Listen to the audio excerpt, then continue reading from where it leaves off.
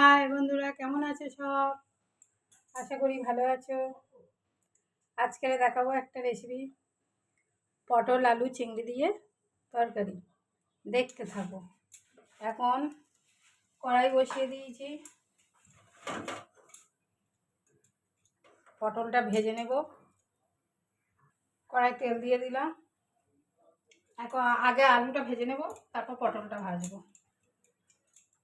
কড়া গরম হয়ে গেছে, এবার আলুটা দিয়ে দেবো।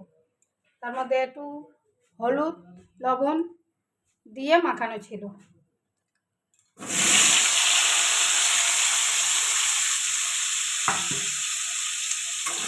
এটা ভালো করে ভেজে নিই।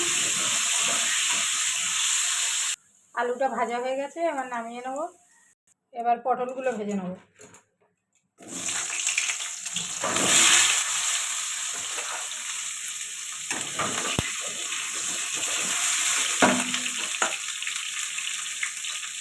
এর মধ্যে লবণ দিয়ে দিলাম,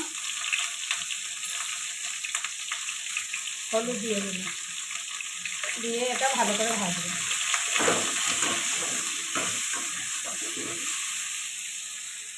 পটলটা ভাজা হয়ে গেছে, নামিয়ে নেব।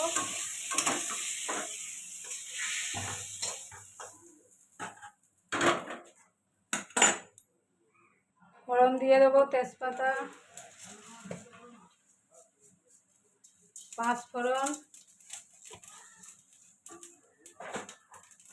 তেল দিয়ে দেবো।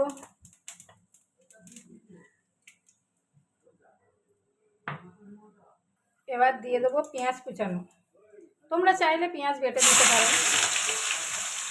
আমি আর পেঁয়াজটা আজকে বাড়লাম না, কুচিয়ে দিলাম।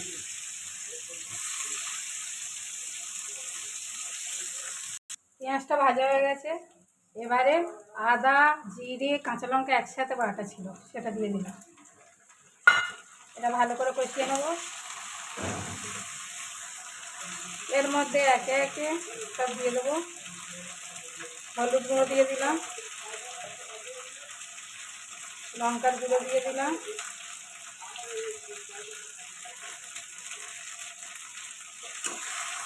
লবণ দিয়ে দিলাম। এবার একটু জল দিয়ে দেবো, অল্প করে একটু জল দিয়ে দিলাম, মশলাটা পুড়ে যাতে না যায়। এর মধ্যে চিংড়ি ভাজা ছিল, চিংড়িটা হলুদ লবণ দিয়ে ভাজা ছিল, ওটাও দিয়ে দিলাম।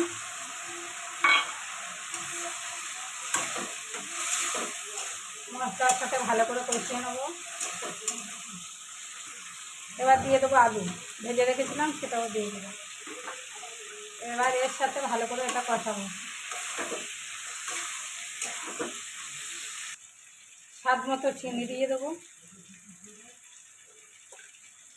পটলগুলো ভেজে রেখেছিলাম, এবার পটলগুলো দিয়ে দেবো,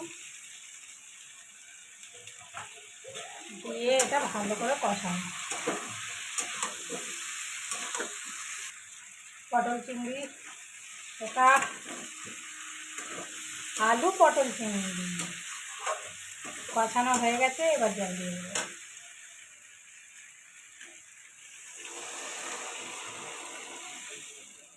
পরিমাণ মতো জল দিয়ে দিলাম। এবার এটা হতে থাক। তরকারিটা ফুটছে, আর কিছুক্ষণ হলে হয়ে যাবে। একটু গরম মশলা দিয়ে দিলাম, অল্প করে দিলাম। তরকারিটা হয়ে গেছে, এবার নামিয়ে নেব।